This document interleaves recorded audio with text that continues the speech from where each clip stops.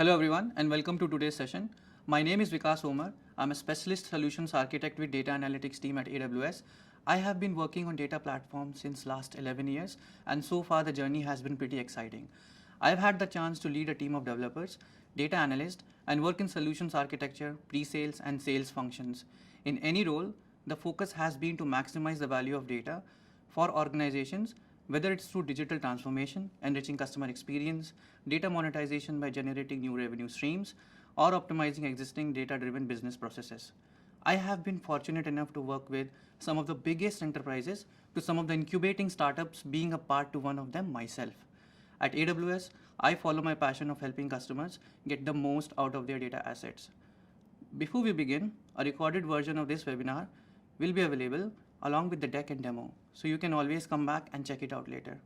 In this session on Lakehouse architecture, on AWS and best practices, I have planned to cover traditional analytics approach and key trends governing of a modern data platform, Lakehouse design pattern with Amazon Redshift, a quick demo, and best practices around Lakehouse architecture. People who have been dealing with data platforms in any way would have definitely witnessed challenges working with data platforms based on traditional relational database systems for their BI and analytical needs. The challenge is that traditional analytics approach doesn't scale and it doesn't provide insights that needs to drive innovation. So what has happened over the last few years, as organizations have accumulated so much data, a lot of that data lives in different silos. And it's really hard to do analytics when you have to go to all of those different data silos. That is why organizations started building data lakes, which can handle extremely large data sets. With the data lake, customers can store a lot of their structured and unstructured data using the open data format of their choice and tag their data in a central searchable catalog. Customers can run any type of analytics from historical reporting to ML-based predictive analytics efficiently without having to transform or move large amounts of data. So what are these key trends which have made us come to explore how we do analytics and data warehousing? The first one is explosion of data. According to IDC, a market research firm, worldwide data is expected to hit 175 zettabytes by 2025. To store huge amounts of data and eliminate silos, organizations are moving towards data lake architectures.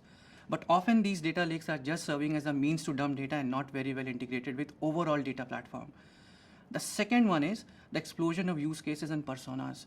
Modern data warehousing platforms are not just limited to conventional analytics and BI, but expands into advanced analytics use cases like customer 360-degree view and micro-segmentation. To become a truly data-driven organization, everybody in the organization needs to be empowered with data. And that means there's a need to democratize the data and break down those data silos. Third is making sure that insights are delivered at the right time, because in real world, insights have SLAs. Analytics is not after the fact activity. Gone are the days where customers have to make use and live with delayed insights. For example, reporting credit card fraud after a week. It's too late already. And the fourth one is getting end-to-end insights from your data assets. Today, in this competitive world where customers have a lot of choices, expect world-class customer experience products and services, it's important to have a holistic view around various touch points across the customer journey. And if you look at our portfolio of analytics services, we provide the broadest and deepest portfolio of database and analytics services. You can build a true data lake on Amazon S3, and on top of that data lake, you can run variety of analytical workloads.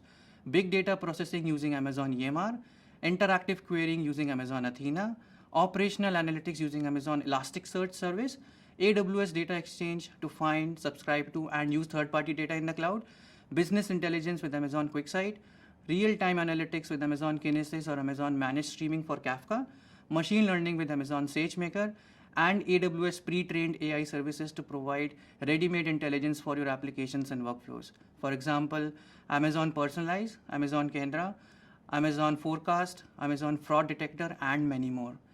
Today, we will focus on our modern data warehousing service, Amazon Redshift, which is a very well integrated piece in our modern data platform. So what is Amazon Redshift?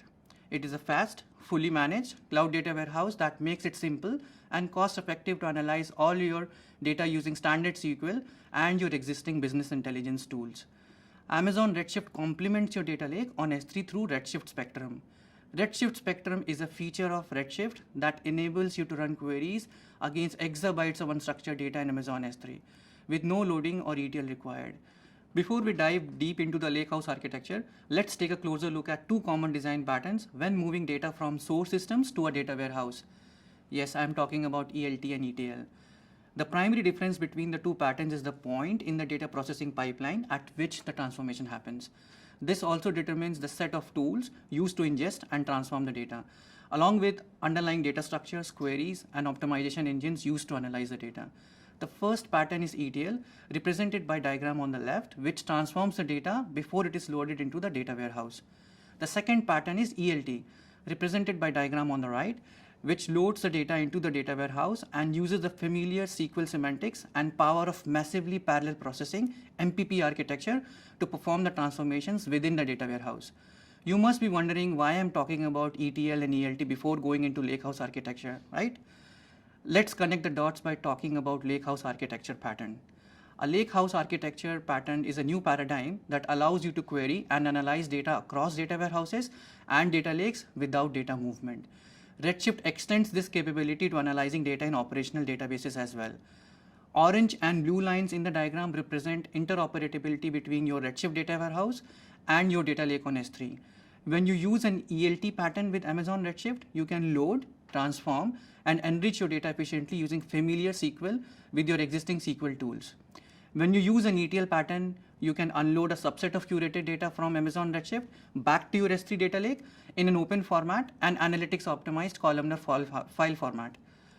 You then want to query the unloaded datasets from the data lake using Redshift Spectrum and other AWS services such as Amazon Athena for ad hoc and on-demand analysis, AWS Glue and Amazon EMR for ETL, and Amazon SageMaker for machine learning.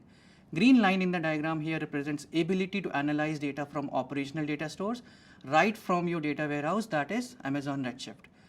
Let's look at data lake export and Amazon Redshift query federation in a bit more detail. Amazon Redshift supports unloading the result of a query to your data lake on S3 in Parquet, an efficient open columnar storage format for analytics. The Parquet format is up to 2 times faster to unload and consumes up to 6 times less storage in S3 compared to text formats. And you can now write the results of a Redshift query to an external table in Amazon S3 either in text or Apache Parquet formats. The external table metadata will be automatically updated and can be stored in AWS Glue, AWS Lake Formation, or your Hive Metastore data catalog. Recently, we introduced Create External Table as select option for unloading data into Amazon S3.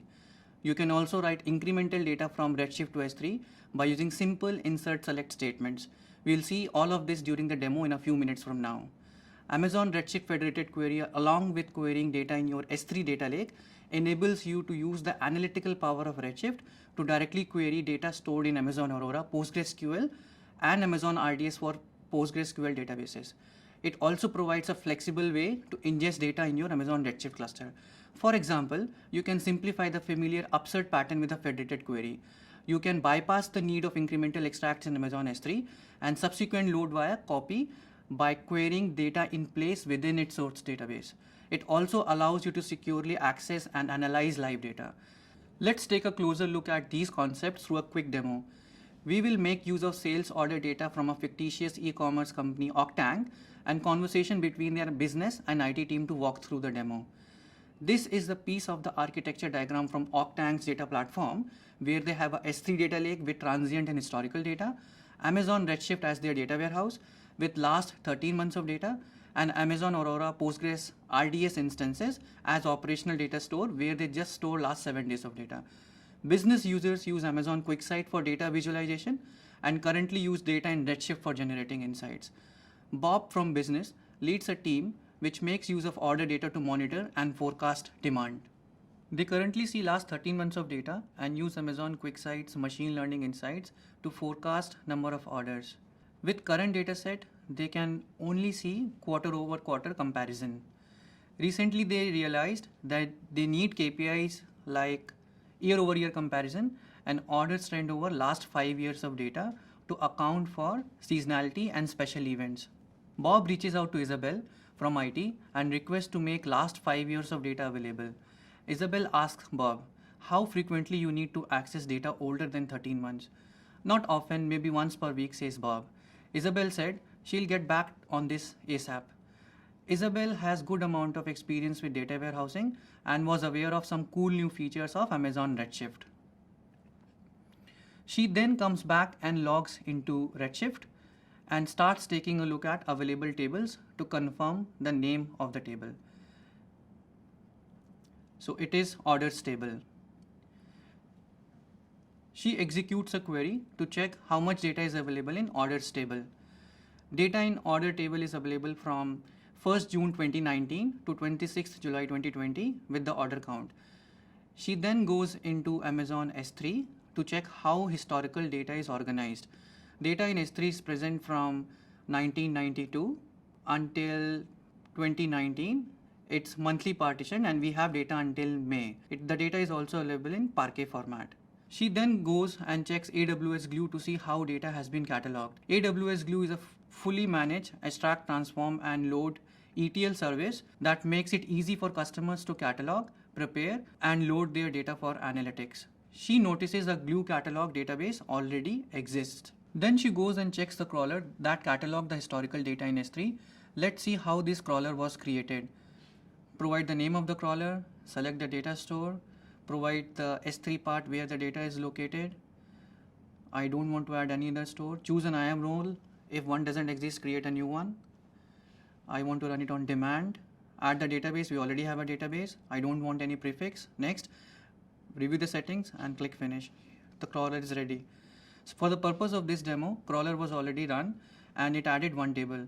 Let's take a look at that table. So we have orders underscore history table which is created by the crawler. Let's take a look at this table. It's pointing to the S3 location where we have historical data. It has many rows and has detected all fields. Let's check partitions. It is yearly and monthly partitioned. Isabel then goes back to query editor and creates an external schema in Redshift which maps to Glue data catalog database. So the query is running now. It has been executed. Let's go and refresh the objects to check whether the external schema has been created or not.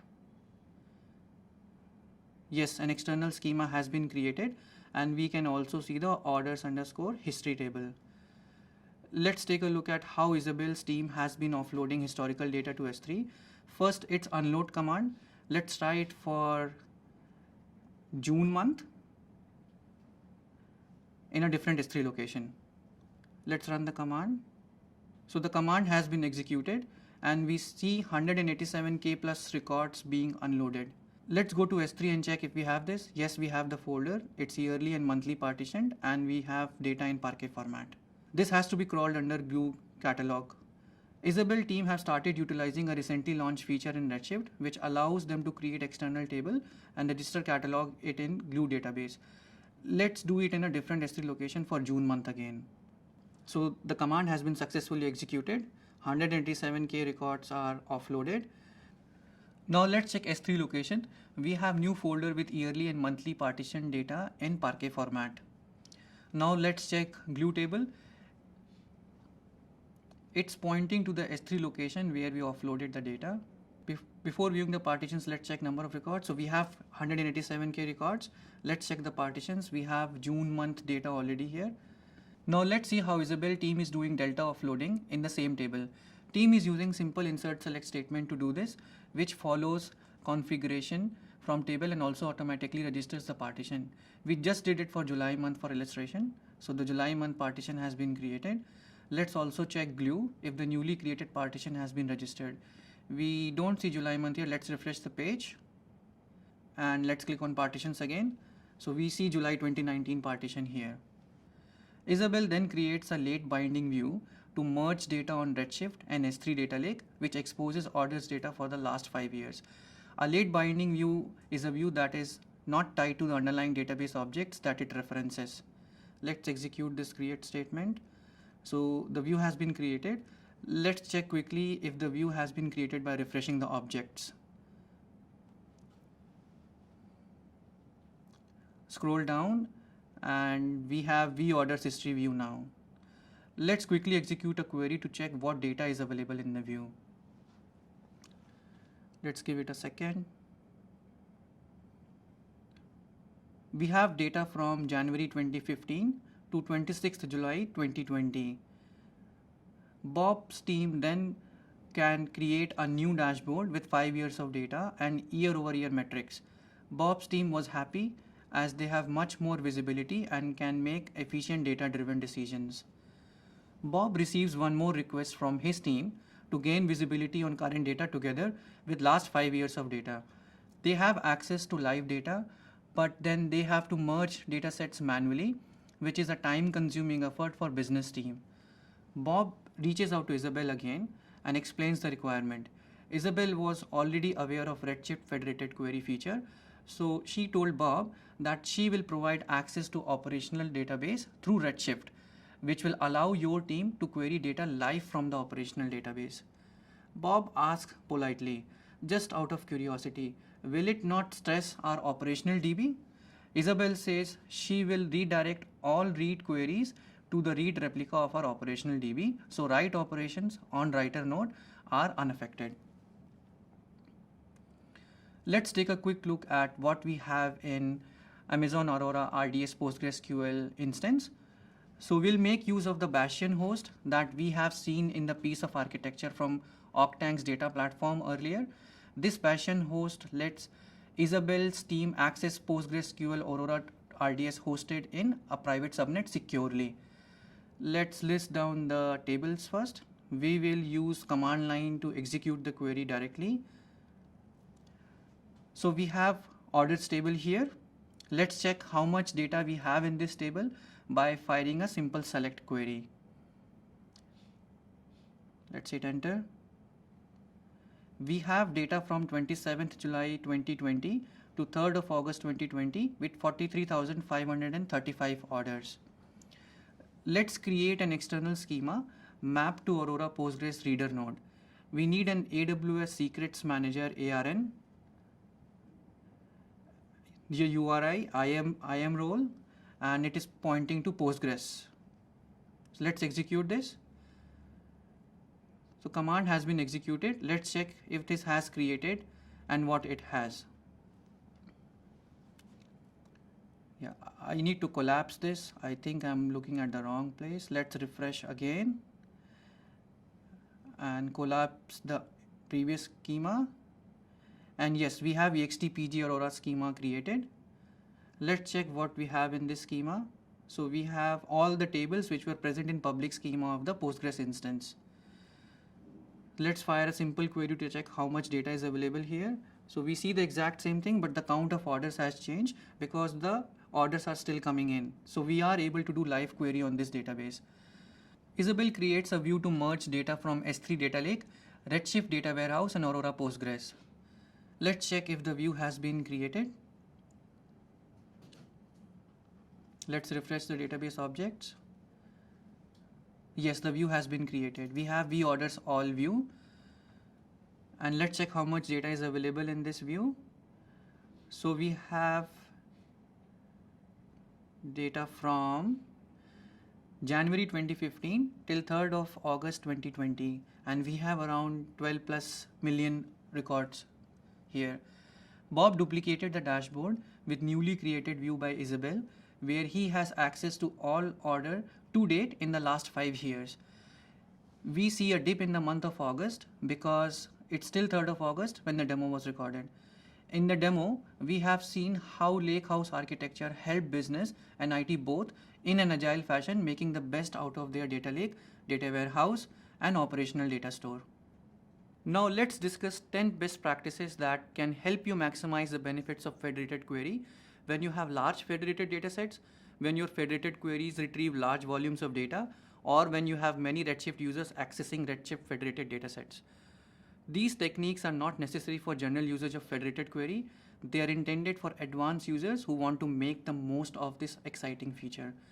Let's first take a look at best practices to apply in Amazon Redshift. First one is, consider creating separate Amazon Redshift external schemas using separate remote PostgreSQL users for each specific Amazon Redshift use case. This practice allows you to have extra control over the users and groups who can access the external databases. For instance, you may want to have an external schema for ETL usage with an associated PostgreSQL user that has broad access and another schema, and an associated PostgreSQL user for ad hoc reporting and analysis with access limited to specific resources. Second is use query timeouts to limit total runtimes. Consider setting a timeout on the users or groups that have access to your external schemas. User queries could unintentionally try to retrieve a large number of rows from the external relation and remain running for an extended period of time, which holds open resources in both Amazon Redshift and PostgreSQL. Third is make sure the Amazon Redshift query plan is efficient. Review the overall query plan and query metrics of your federated data queries to make sure that Amazon Redshift processes them efficiently. Since each federated subquery runs from a single node in the cluster, Amazon Redshift must choose a joint distribution strategy to send the rows returned from federated subquery to the rest of the cluster to complete the joins in your query. The choice of a broadcast or distribution strategy is indicated in the explain plan. It's usually most efficient to broadcast small results and distribute larger results. When the planner has a good estimate of the number of rows that the federated subquery will return, it chooses the correct joint distribution strategy. However, if the planner's estimate isn't accurate, it may choose broadcast for result that is too large, which can slow down your query. Examine the order of the join in case of more than one federated subqueries. Join should use the smaller result as the inner relation. Amazon Redshift constructs a hash table from the inner table and compares it to every row from the outer table. You want to use the smallest result as the inner so that the hash table can fit in memory. The chosen ordering join may not be optimal if the planner's estimate doesn't reflect the real size of the results from each step in the query. Examine the plan for separate parts of your query. If your query has multiple joins or uses subqueries, you can review the explain plan for each join or subquery to check whether the query benefits from being simplified. Reference the distribution key of the largest Amazon Redshift table in the join. When a join references the distribution key, Amazon Redshift can complete the join on each node in parallel without moving the rows from Redshift table across the cluster. Insert the federated subquery result into a table. Amazon Redshift has optimal statistics when the data comes from a local temporary or permanent table. In rare cases, it may be most efficient to store the federated data in a temporary table first and then join it with your Amazon Redshift data. Fourth is, make sure predicates are pushed down to the remote query. Amazon Redshift Query Optimizer is very effective at pushing predicate conditions down to the federated subquery that runs in PostgreSQL. Review the query plan of important or long-running federated queries to check that Amazon Redshift applies all applicable predicates to each subquery. Fifth is, use materialized views to cache frequently accessed data. Consider caching frequently accessed data in your Amazon Redshift cluster using a materialized view. Limit remote access using materialized views. Also consider using materialized view to reduce the number of users who can issue queries directly against your remote databases. You can grant external schema access only to a user who refreshes the materialized views and grant other Amazon Redshift users access only to the materialized view. Limit the scope of access in this way is a general best practice of data security when querying from remote production databases that contain sensitive information. Sixth one is sync large remote tables to a local copy. Consider keeping a copy of the remote table in an Amazon Redshift table when your remote table is large and full refresh of materialized view is time consuming. It's more effective to use a sync process to keep a local copy updated. Now let's take a look at some of the best practices to apply in Amazon Aurora or RDS. So seventh in the list is use a read replica to minimize Aurora or RDS impact, just like we did in the demo today. Aurora and Amazon RDS allows you to configure one or more read replicas of your PostgreSQL instance. Use a read-only endpoint as the target for your external schema. This also makes sure that the federated subqueries Amazon Redshift issues have the minimum possible impact on the master database instance, which often runs a large number of small and fast write transactions. Eighth is use specific and limited PostgreSQL users for each use case. As mentioned in the first best practice regarding separate external schemas, consider creating separate PostgreSQL users for each federated query use case. Having multiple users allow you to grant only the permission needed for each specific use case. Also apply a user timeout to limit query runtime. Ninth is make sure the PostgreSQL table is correctly indexed. Consider adding or modifying PostgreSQL indexes to make sure Amazon Redshift federated queries run efficiently. Amazon Redshift retrieves data from PostgreSQL using regular SQL queries against your remote database. Queries are often faster when you use an index, particularly when the query runs a small portion of the table. 10th and the last one is replace restrictive joins with a remote view. Many analytics queries use joins to restrict the rows that the query returns. Make sure any predicates are pushed down to federated queries. Create views in PostgreSQL to encapsulate the join. The join restriction is applied in PostgreSQL and many fewer rows are returned to Amazon Redshift. We discussed 10 best practices to help you maximize the performance of Amazon Redshift federated queries. Every use case is unique, so carefully evaluate how you can apply these recommendations to your specific situation. AWS will continue to enhance and improve Amazon Redshift federated query. I look forward to seeing how best you can adapt and what we discussed in the session today and make best use of your data assets with Lakehouse architectural pattern using Amazon Redshift. To gain more confidence and hands-on experience with AWS, access the digital training built by AWS experts. Attend our instructor-led classes by qualified AWS instructors and learn how to design, deploy, and operate highly available, cost-effective, and secure applications on AWS.